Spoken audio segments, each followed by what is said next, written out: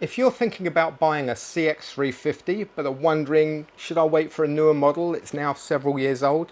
Think again. There's some exciting new features in the latest firmware and we're going to share those with you today. My name's Andy Nichols and I'm joined again today by my colleague Matt Rover.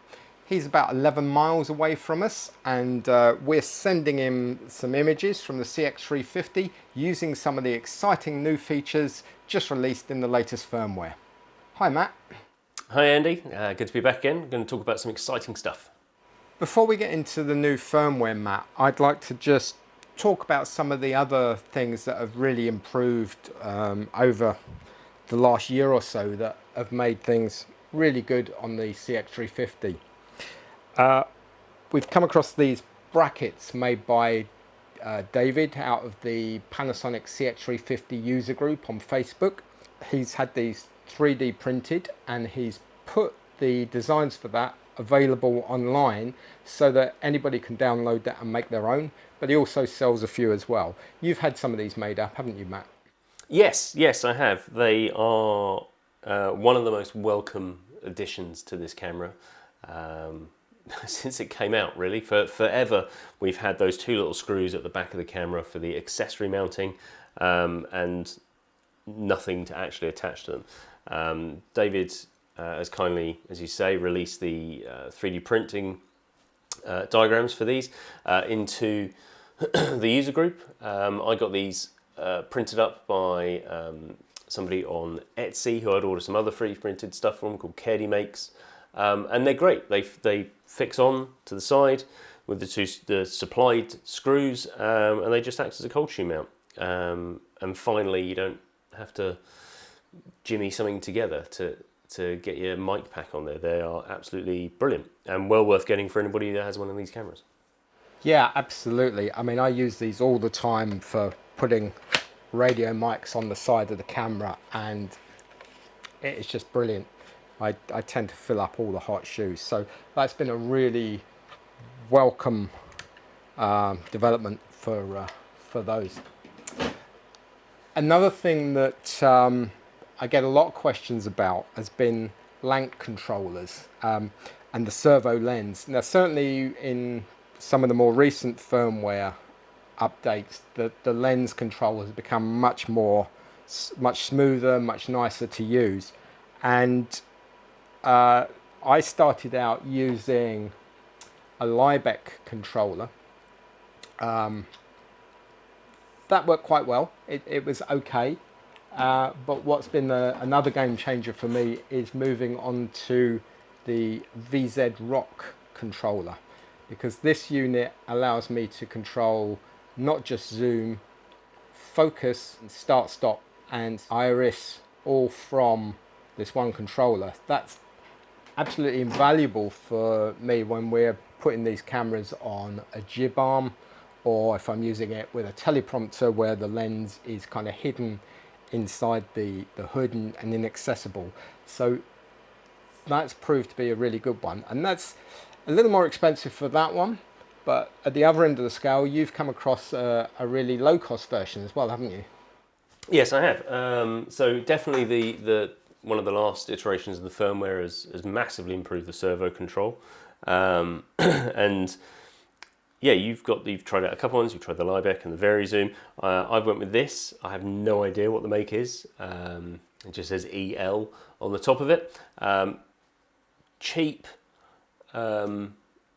just simple zoom control, zoom demand, and record start stop that I found on Amazon, and it works really well. It's surprisingly well. You know, it was one of those cheap things that I thought I can take a punt on that, and if it doesn't work, it doesn't work. It's not a 150 quid controller or whatever, and it does the job for me. You don't have the focus control or the iris control. It's just zoom, but makes a massive difference when operating in certain situations. And if that's all you need, then go with that. I've done a separate review of this, which hopefully will be linked and you can watch it. But yeah, for the money, it's not failed. Yeah, it's brilliant.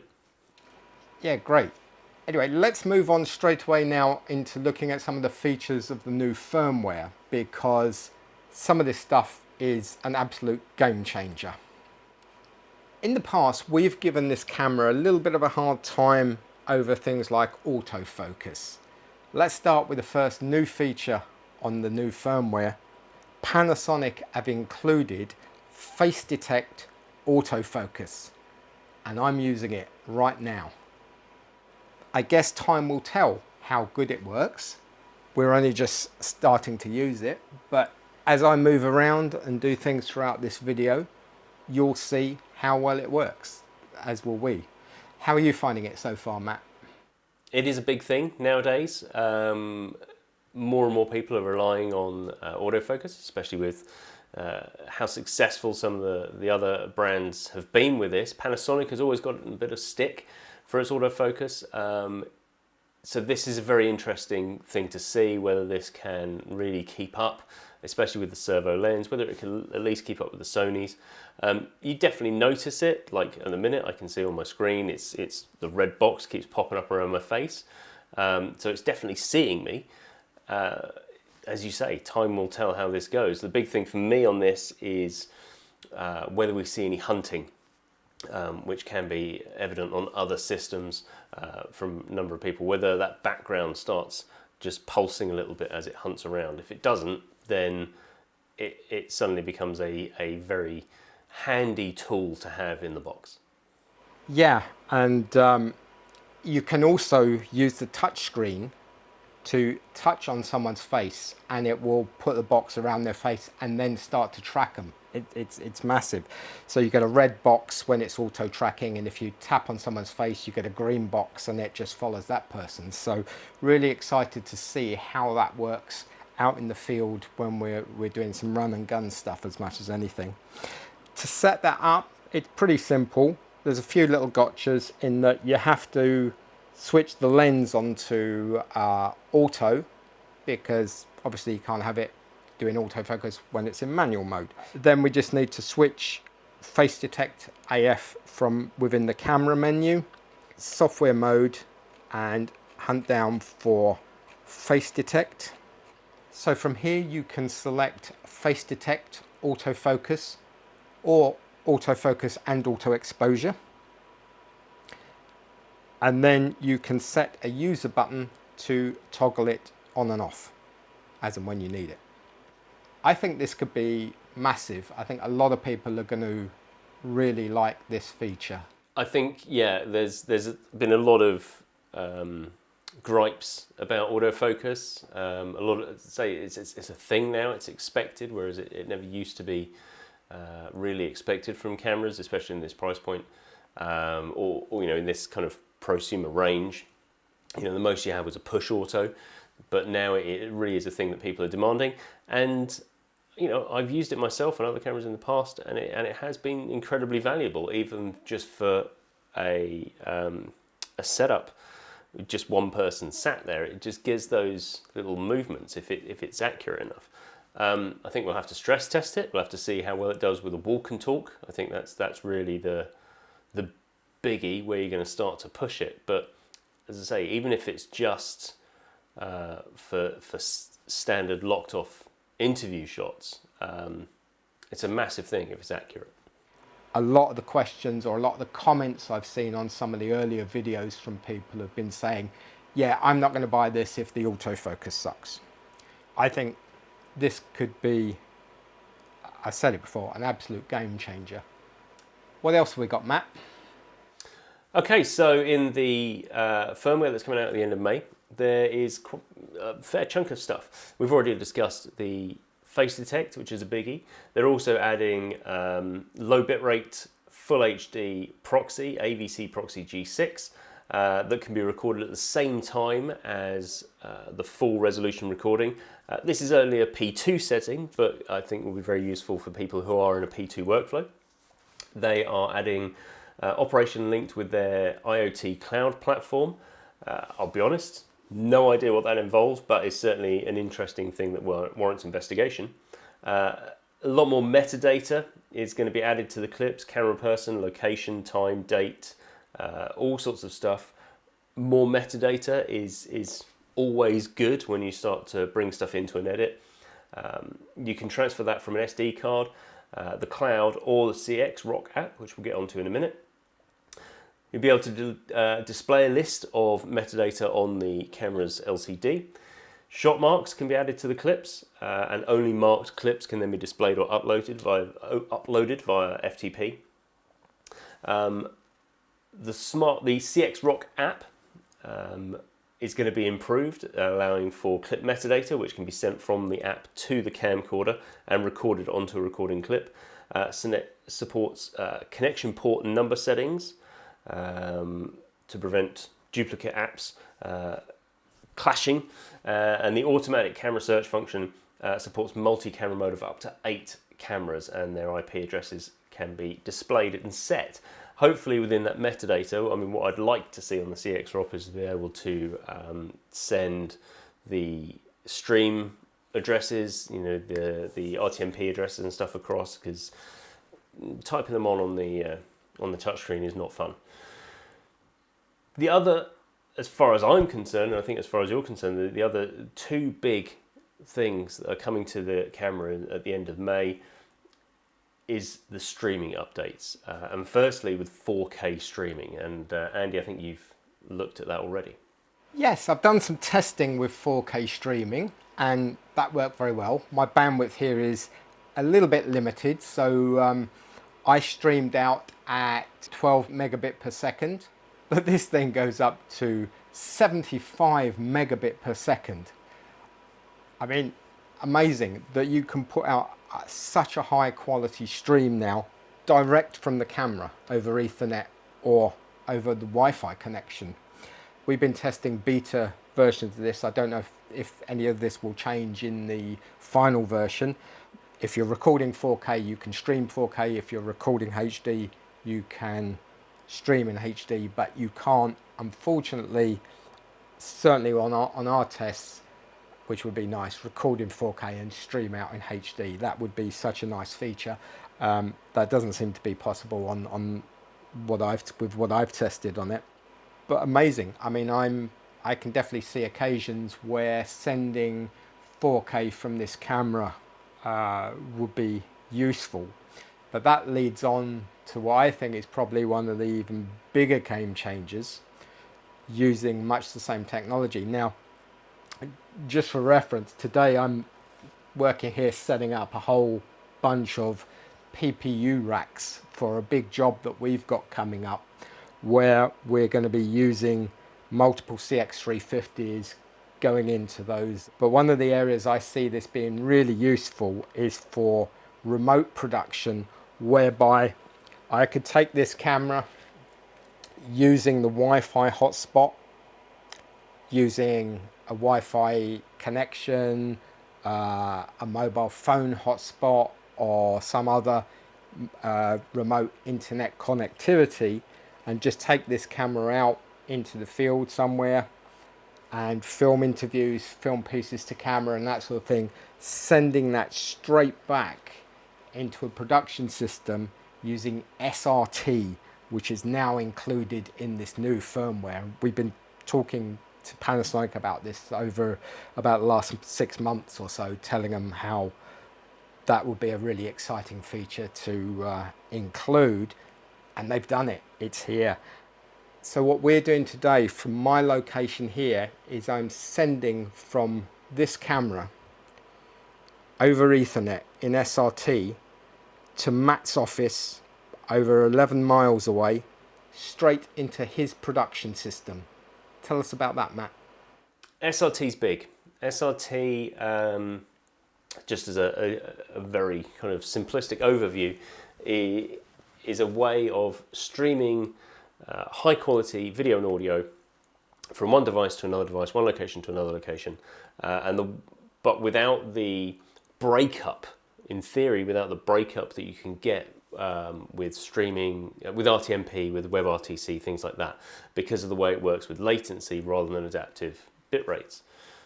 Very simplistic way to look at it. So what we have here is Andy's camera. We're bringing it into SRT mini server. The reason I'm doing that is so that I can get an NDI output from SRT mini server and send it to multiple locations. You could, I'm using vMix Pro, you could bring it straight into vMix itself, or you can use another decoder device, a high vision, a kilo view, something like that, to decode the SRT signal and then output in a format that you need to get it into the rest of your workflow. So what you see here is we've got Andy's camera coming in just as another input into vMix. In the preview, I have my 350, which is coming just SDI straight in. On the other side, we have Andy's camera, which is coming in via SRT. You can see the quality of it. It's very, very high, and this is just coming in at about 6 megabits. But with SRT, it becomes a much more reliable connection. You're managing that connection with latency, so the higher latency. If you're having issues with the connection, you just run higher latency and that should ease them out, rather than changing resolution, changing adaptive bit rate. You're sending a consistent signal through. So what this gives us then is a solid, high quality signal from a remote location that we can just cut in with generally pretty low latency, dependent on bandwidth, that just really opens up the flexibility of your remote productions. And we're seeing, obviously, remote production is a massive thing since COVID.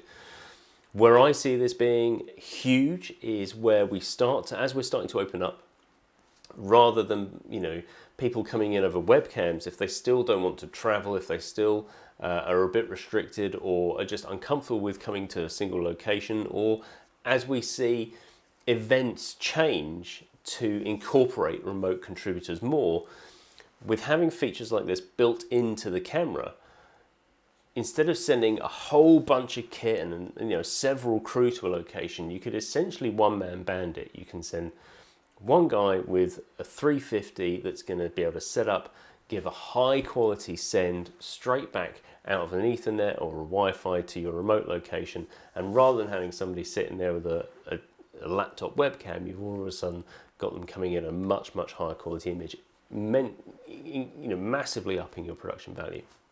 A couple of things at the minute. Obviously, we've just started testing this, and thus far it's working well. We had to play a little bit of latency. As with any sort of streaming, it's bandwidth dependent.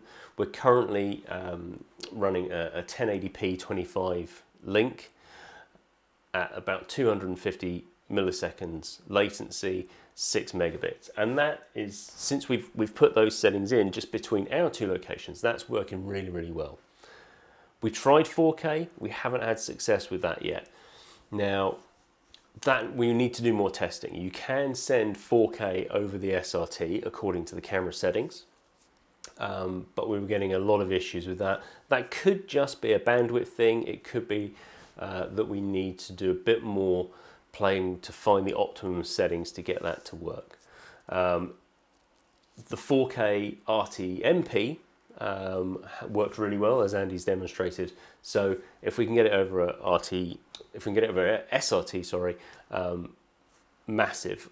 I think on the whole, for most people, it's not going to be as big a need.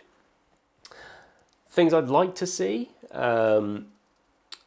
some return would be interesting, maybe in this camera if it's capable, or in future cameras, getting that IFB return or picture return back means, again, you're bringing everything into one package that can make it very efficient for going out on the road and doing remote things. One of the other things that's brought in with the firmware is USB tethering to a 5G smartphone. Presumably that's going to work at 4G. I'm going to test the SRT over a phone link as well, because if that works, if that's reasonably reliable, then all of a sudden you're really starting to compete with things like the Teradek and the Live Views in terms of remote production. Very interesting.